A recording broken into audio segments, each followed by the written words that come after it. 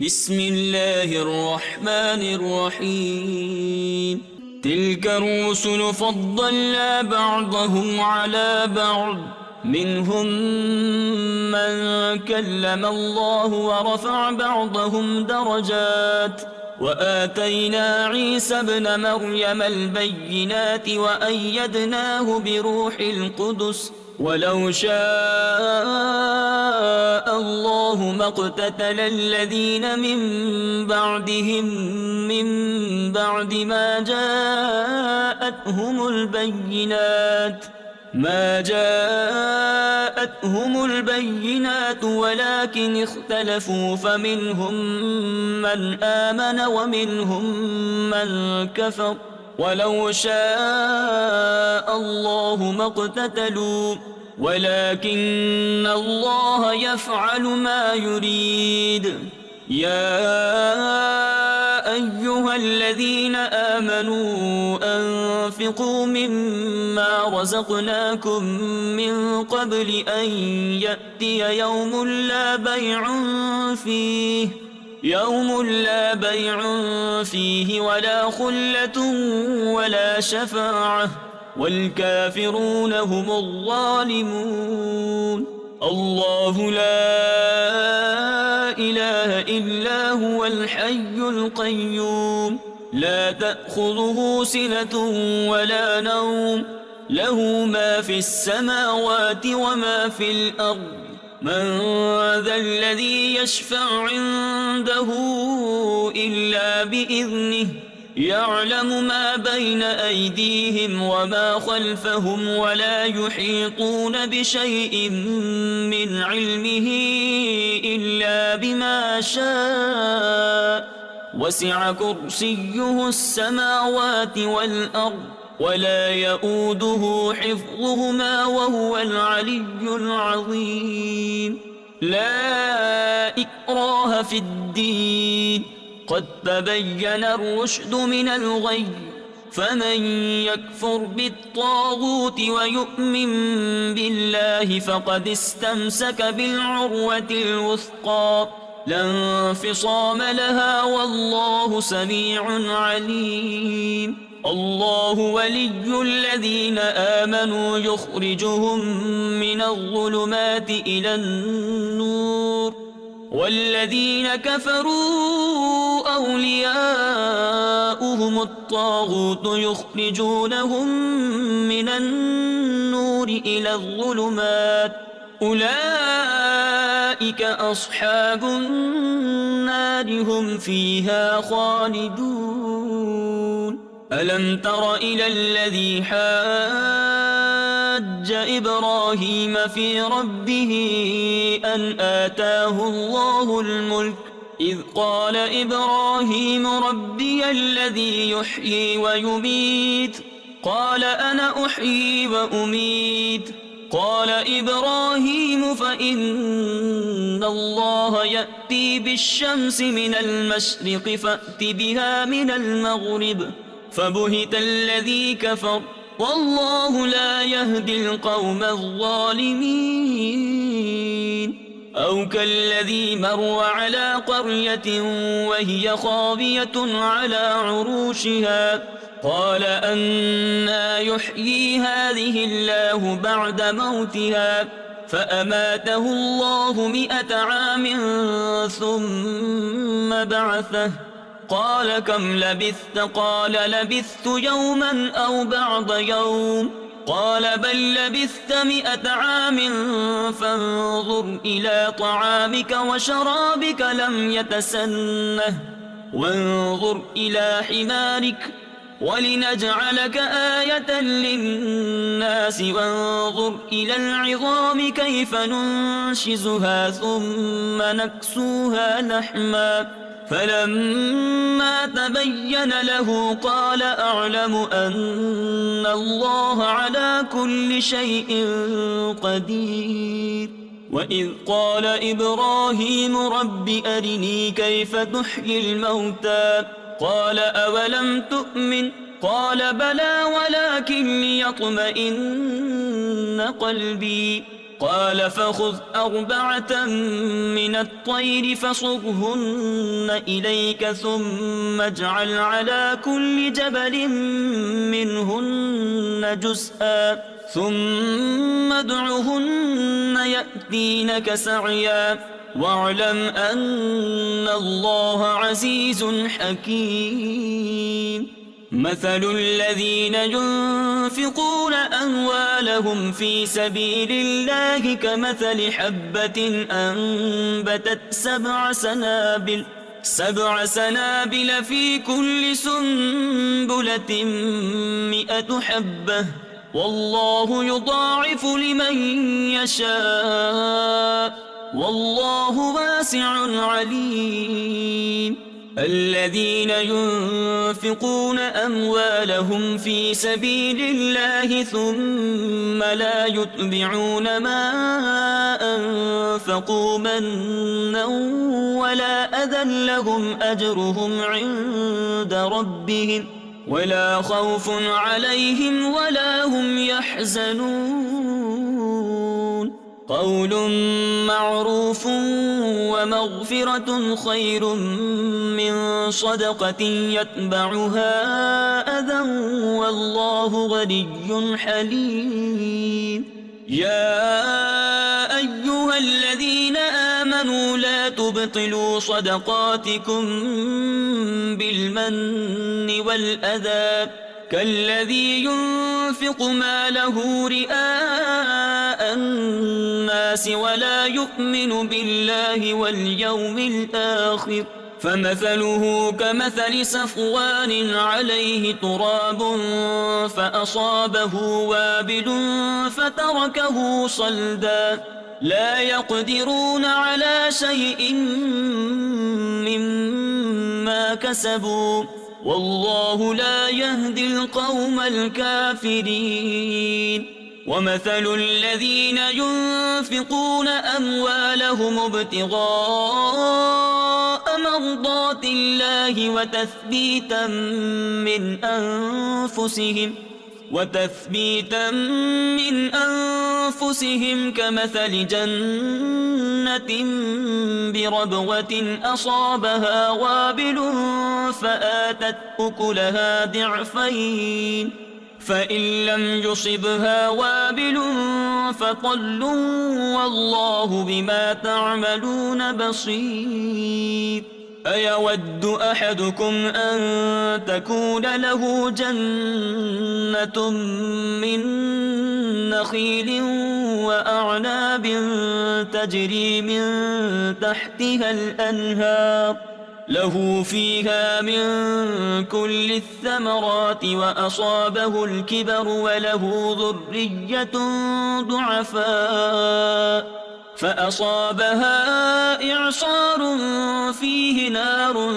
فاحترقت كذلك يبين الله لكم الآيات لعلكم تتفكرون. يا أيها الذين آمنوا أنفقوا من طيبات ما كسبتم ومما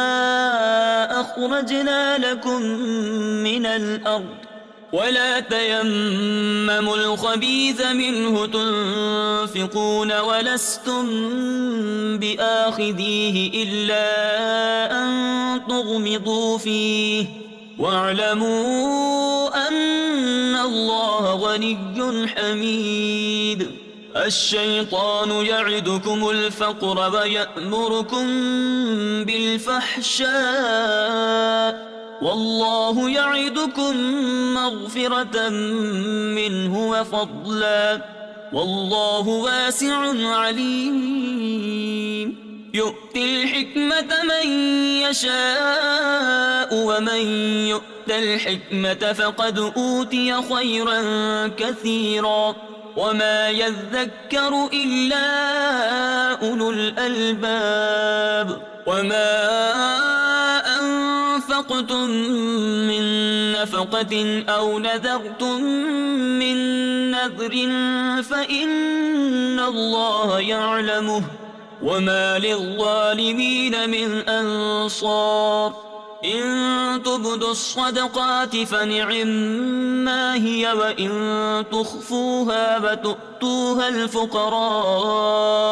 فهو خير لكم ويكفر عنكم من سيئاتكم والله بما تعملون خبير ليس عليك هداهم ولكن الله يهدي من يشاء وما تنفقوا من خير فلأنفسكم وما تنفقون إلا ابتغاء وجه الله وما تنفقوا من خير يوفى إليكم وأنتم لا تظلمون للفقراء الذين أحصروا في سبيل الله لا يستطيعون ضربا في الأرض يحسبهم الجاهل أغنياء من التعفف تعرفهم بسيماهم لا يسألون الناس إلحافا وما تنفقوا من خير فإن الله به عليم الذين ينفقون أموالهم بالليل والنهار سرا وعلانية فلهم أجرهم عند ربهم ولا خوف عليهم ولا هم يحزنون الذين يأكلون الربا لا يقومون إلا كما يقوم الذي يتخبطه الشيطان من المس ذلك بأنهم قالوا إنما البيع مثل الربا وأحل الله البيع وحرم الربا فمن جاءه موعظة من ربه فانتهى فله ما سلف وأمره إلى الله ومن عاد فأولئك أصحاب النار هم فيها خالدون يمحق الله الربا ويربي الصدقات والله لا يحب كل كفار أثيم إن الذين آمنوا وعملوا الصالحات وأقاموا الصلاة وآتوا الزكاة لهم أجرهم عند ربهم ولا خوف عليهم ولا هم يحزنون يا أيها الذين آمنوا اتقوا الله وذروا ما بقي من الربا إن كنتم مؤمنين فإن لم تفعلوا فأذنوا بحرب من الله ورسوله وإن تبتم فلكم رؤوس أموالكم لا تظلمون ولا تظلمون وإن كان ذو عسرة فنذرة إلى ميسرة وأن تصدقوا خير لكم إن كنتم تعلمون واتقوا يوما ترجعون فيه إلى الله ثم توفى كل نفس ما كسبت وهم لا يظلمون يا أيها الذين آمنوا إذا تداينتم بدين إلى أجل مسمى فاكتبوه وليكتب بينكم كاتب بالعدل ولا يأب كاتب أن يكتب كما علمه الله فليكتب وليملل الذي عليه الحق وليتق الله ربه ولا يبخس منه شيئا فإن كان الذي عليه الحق سفيها أو ضعيفا أو لا يستطيع أن يمل هو فليملل وليه بالعدل واستشهدوا شهيدين من رجالكم فإن لم يكونا رجلين فرجل وامرأتان ممن ترضون من الشهداء أن تضل إحداهما فتذكر إحداهما الأخرى ولا يأبى الشهداء إذا ما دعوا ولا تسأموا أن تكتبوه صغيرا أو كبيرا إلى أجله ذلكم أقسط عند الله وأقوم للشهادة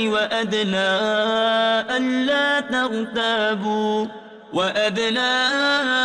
ألا ترتابوا إلا أن تكون تجارة حاضرة تديرونها بينكم فليس عليكم جناح ألا تكتبوها وأشهدوا إذا تبايعتم ولا يضار كاتب ولا شهيد وإن تفعلوا فإنه فسوق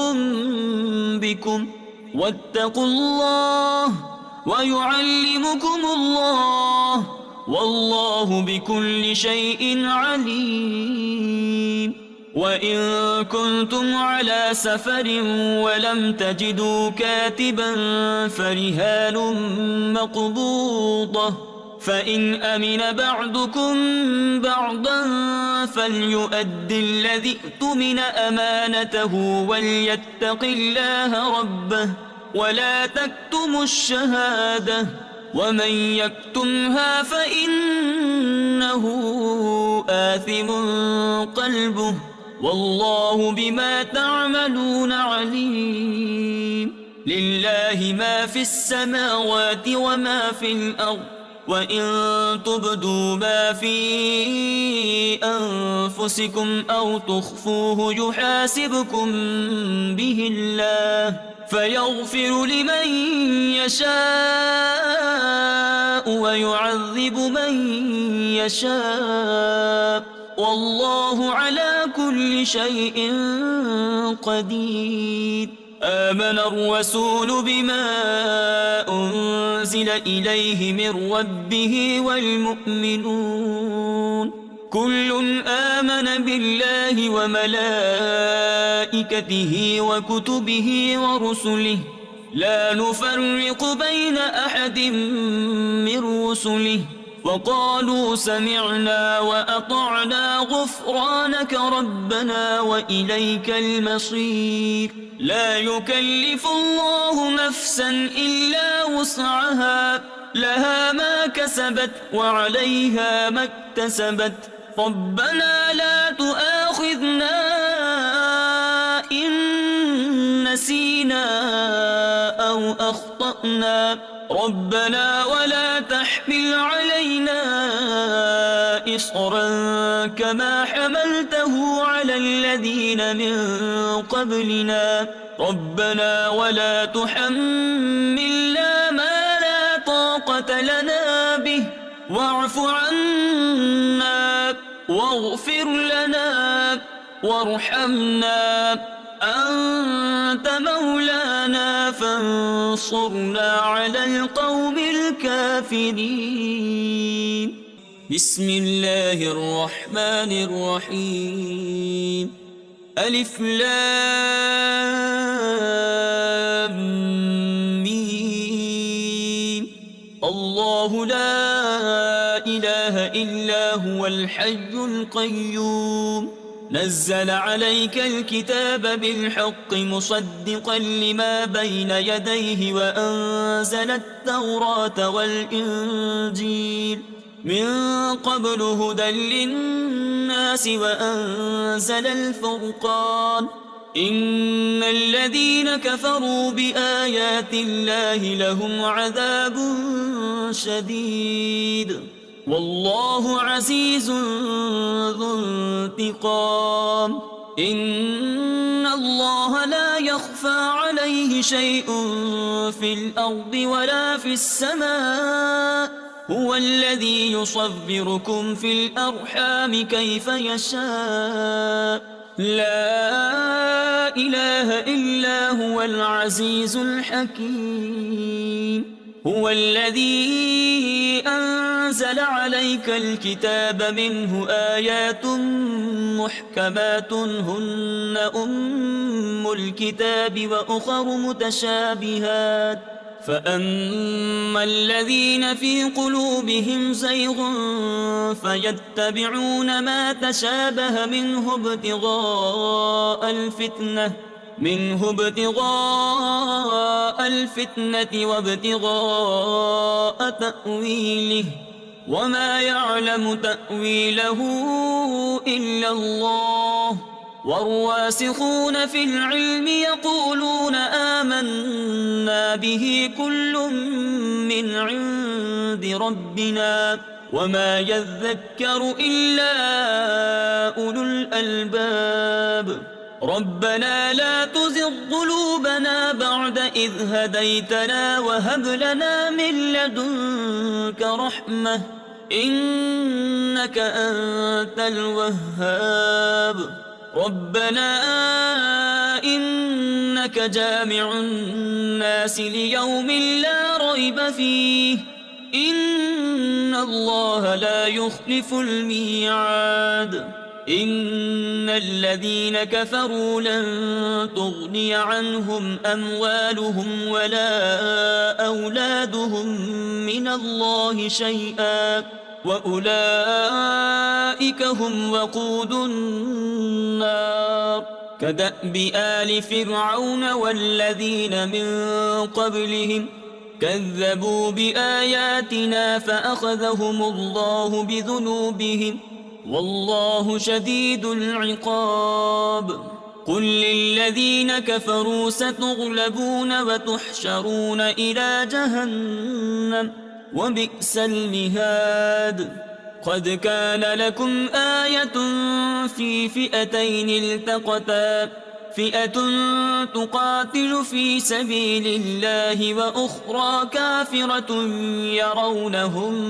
مثليهم رأي العين والله يؤيد بنصره من يشاء إن في ذلك لعبرة لأولي الأبصار زين للناس حب الشهوات من النساء والبنين والقناطير المقنطرة من الذهب والفضة والخيل المسومة والأنعام والحرث ذلك متاع الحياة الدنيا والله عنده حسن المآب قل أنبئكم بخير من ذلكم للذين اتقوا عند ربهم جنات تجري من تحتها الأنهار خالدين فيها وأزواج مطهرة ورضوان من الله والله بصير بالعباد الذين يقولون ربنا إننا آمنا فاغفر لنا ذنوبنا وقنا عذاب النار الصابرين والصادقين والقانتين والمنفقين والمستغفرين بالأسحار شهد الله أنه لا إله إلا هو والملائكة وأولو العلم قائما بالقسط لا إله إلا هو العزيز الحكيم إن الدين عند الله الإسلام وما اختلف الذين أوتوا الكتاب إلا من بعد ما جاءهم العلم بغيا بينهم ومن يكفر بآيات الله فإن الله سريع الحساب فإن حاجوك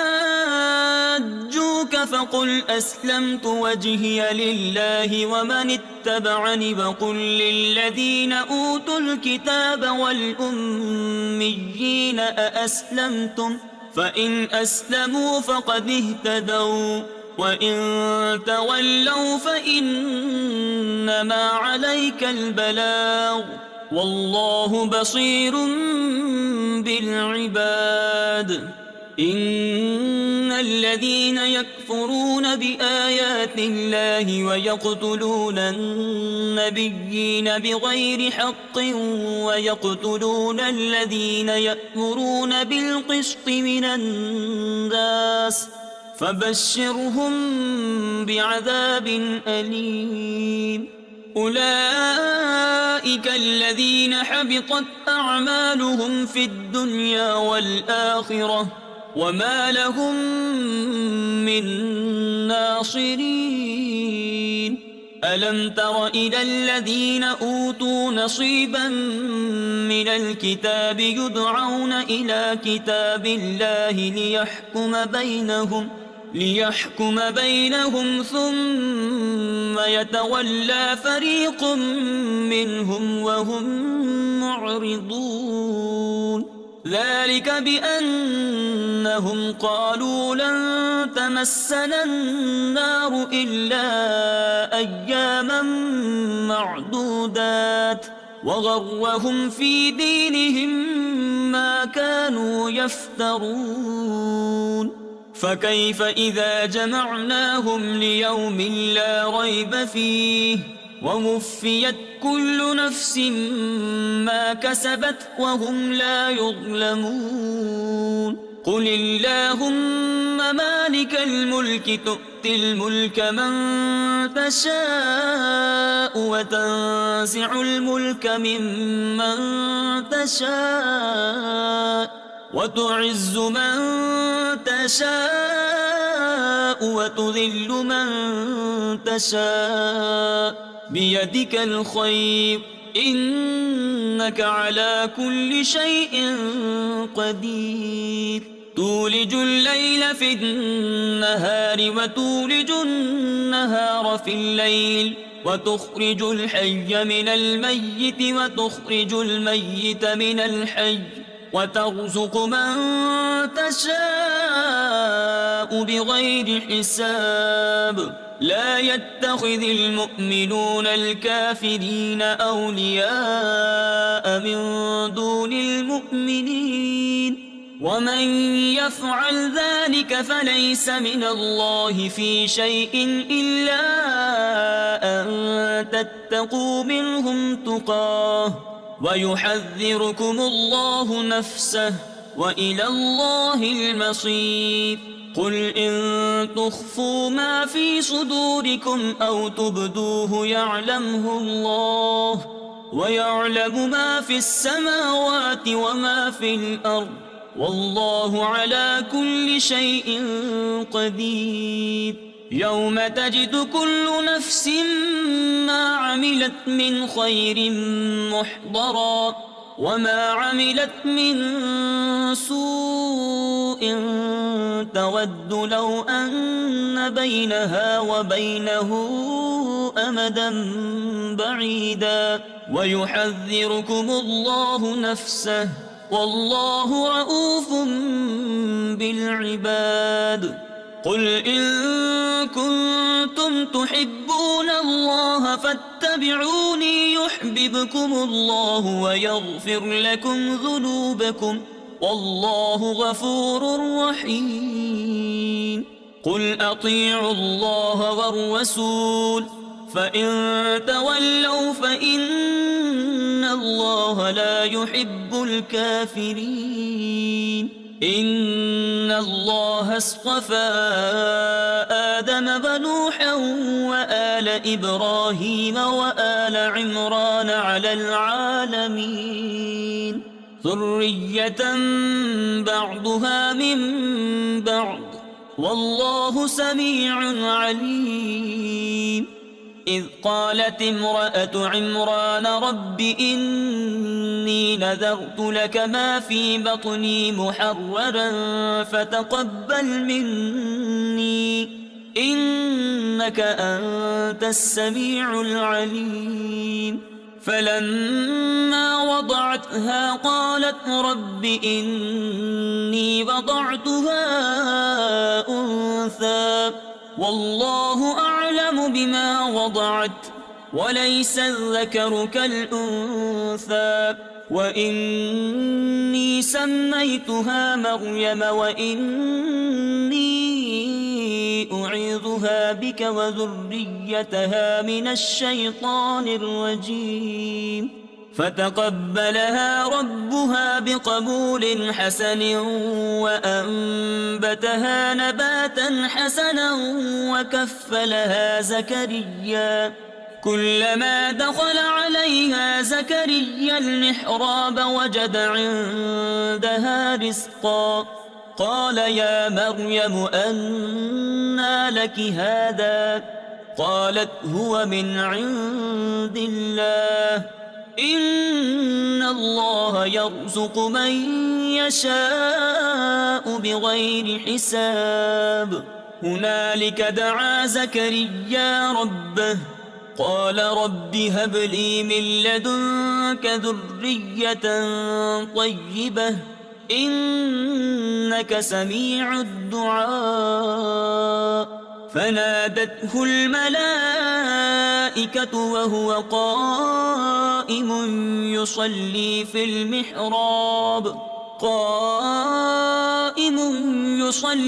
المحراب أن الله يبشرك بيحيى مصدقا بكلمة من الله وسيدا وحصورا ونبيا من الصالحين. قال رب أنى يكون لي غلام وقد بلغني الكبر وامرأتي عاقر قال كذلك الله يفعل ما يشاء. قال رب اجعل لي آية قال آيتك ألا تكلم الناس 3 أيام إلا رمزا واذكر ربك كثيرا وسبح بالعشي والإبكار. وإذ قالت الملائكة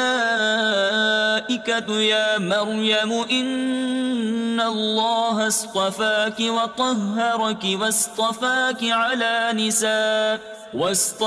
على نساء العالمين. يا مريم اقنتي لربك واسجدي واركعي مع الراكعين. ذلك من أنباء الغيب نوحيه إليك وما كنت لديهم إذ يلقون أقلامهم أيهم يكفل مريم وما كنت لديهم إذ يختصمون. إذ قالت الملائكة يا مريم إن الله يبشرك بكلمة منه اسمه المسيح عيسى بن مريم وجيها في الدنيا والآخرة ومن المقربين ويكلم الناس في المهد وكهلا ومن الصالحين. قالت رب أنى يكون لي ولد ولم يمسسني بشر قال كذلك الله يخلق ما يشاء إذا قضى أمرا فإنما إنما يقول له كن فيكون ويعلمه الكتاب والحكمة والتوراة والإنجيل ورسولا إلى بني إسرائيل أني قد جئتكم بآية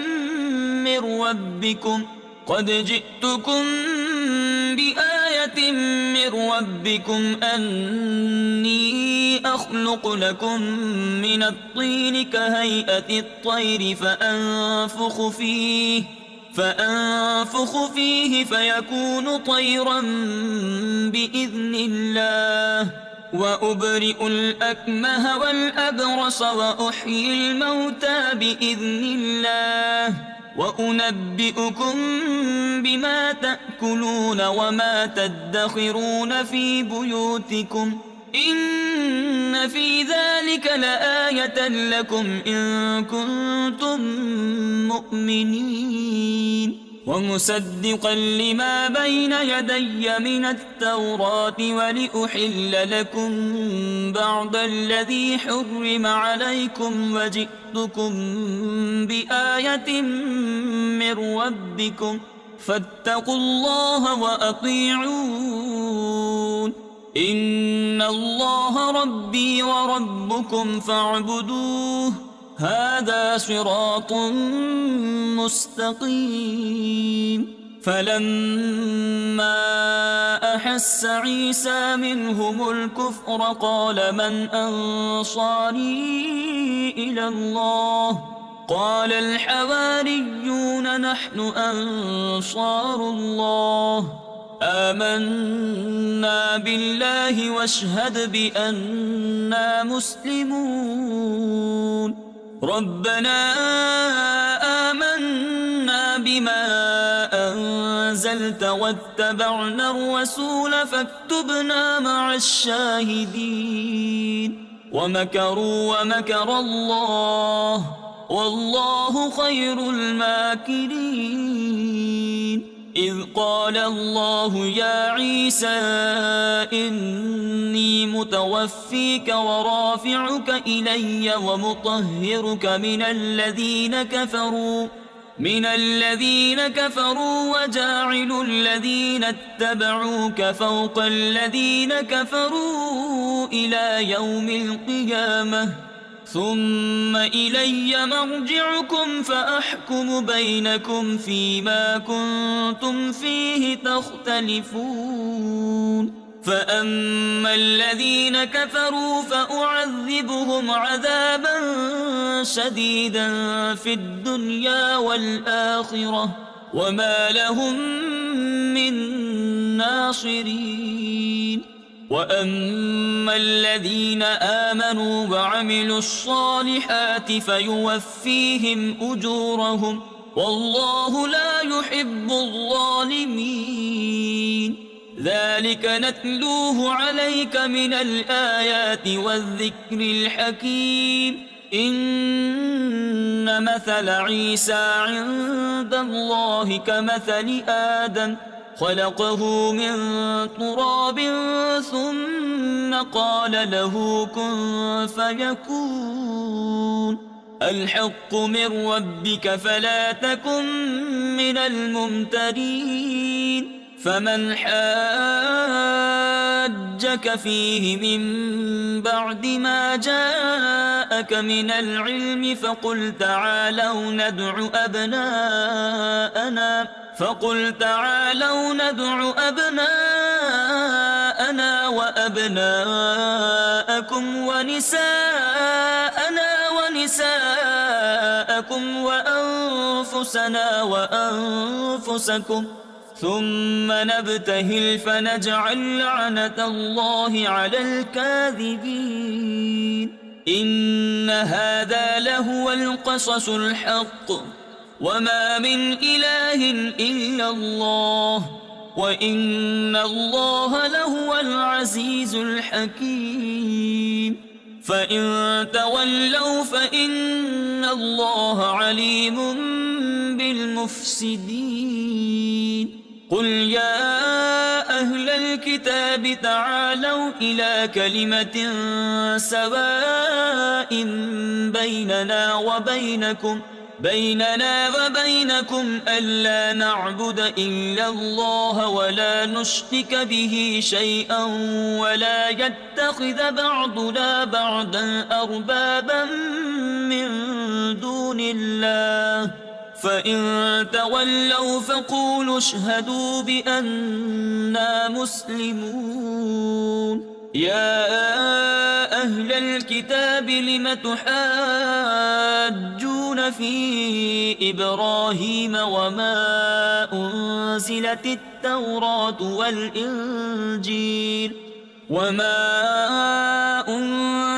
التوراة والإنجيل إلا من بعده أفلا تعقلون. ها أنتم هؤلاء حاججتم فيما لكم به علم فلم تحاجون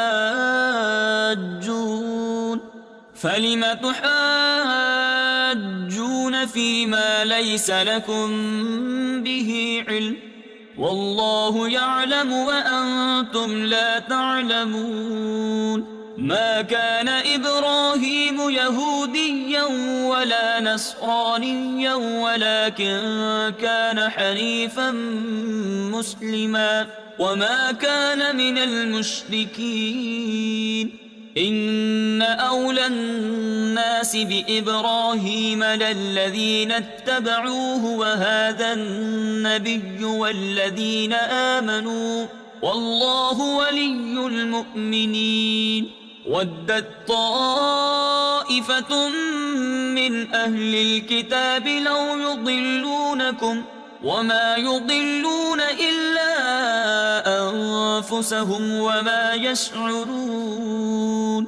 يا أهل الكتاب لم تكفرون بآيات الله وأنتم تشهدون. يا أهل الكتاب لم تلبسون الحق بالباطل وتكتمون الحق وأنتم تعلمون. وقالت طائفة من أهل الكتاب آمنوا بالذي أنزل على الذين آمنوا وجه النهار واكفروا آخره لعلهم يرجعون. ولا تؤمنوا إلا لمن تبع دينكم قل إن الهدى هدى الله أن يؤتى أحد مثل ما أوتيتم أو يحاجوكم عند ربكم قل إن الفضل بيد الله يؤتيه من يشاء والله واسع عليم. يختص برحمته من يشاء والله ذو الفضل العظيم. ومن أهل الكتاب من إن تأمنه بقنطار يؤده إليك ومنهم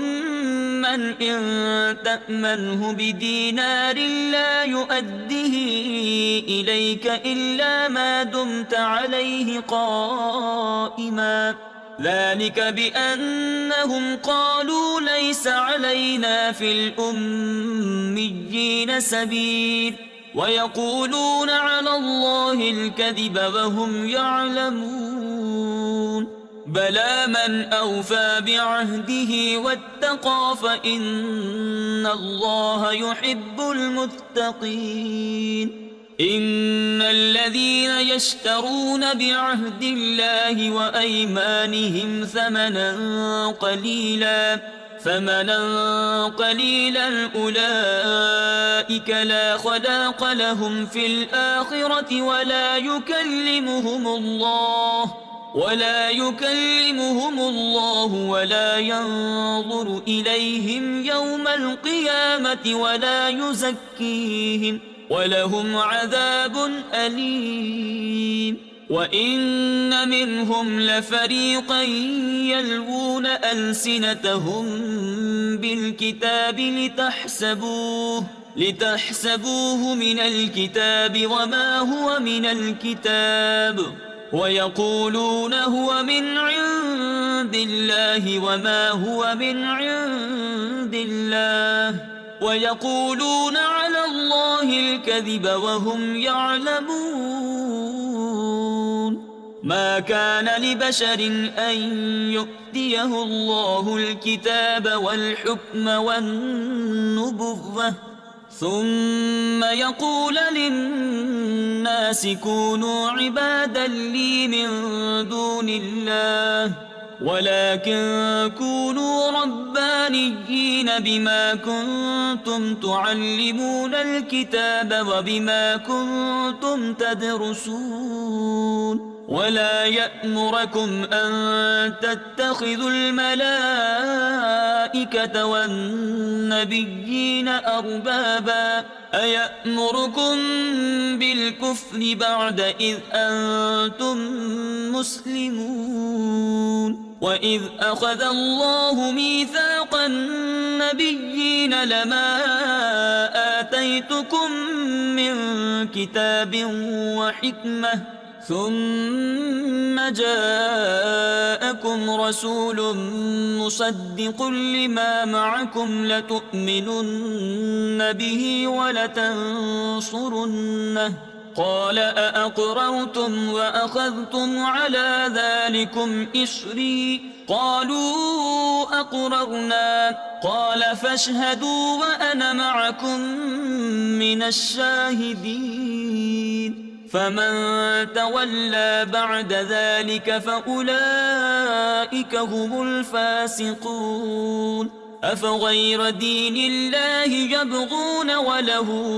أسلم من في السماوات والأرض طوعا وكرها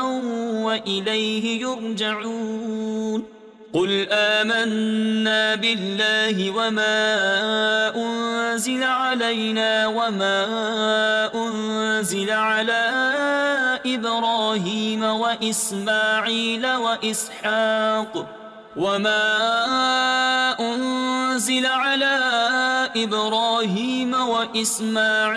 وإسحاق ويعقوب والأسباط وما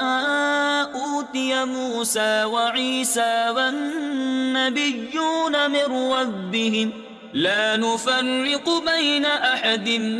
منهم ونحن له مسلمون. ومن يبتغ غير الإسلام دينا فلن يقبل منه وهو في الآخرة من الخاسرين. كيف يهدي الله قوما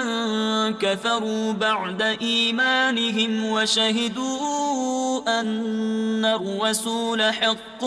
وجاءهم البينات، والله لا يهدي القوم الظالمين. أولئك جزاؤهم أن عليهم لعنة الله والملائكة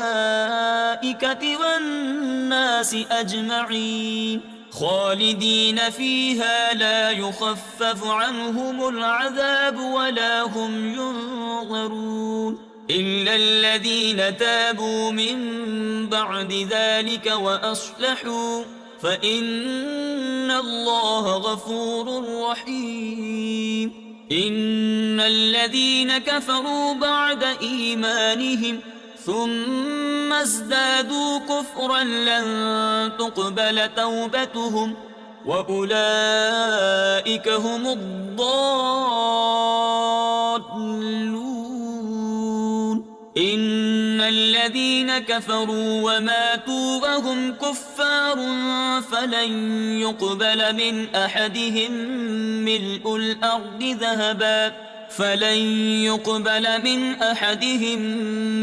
الأرض ذهبا ولو افتدى به أولئك لهم عذاب أليم وما لهم من ناصرين. صدق الله العظيم.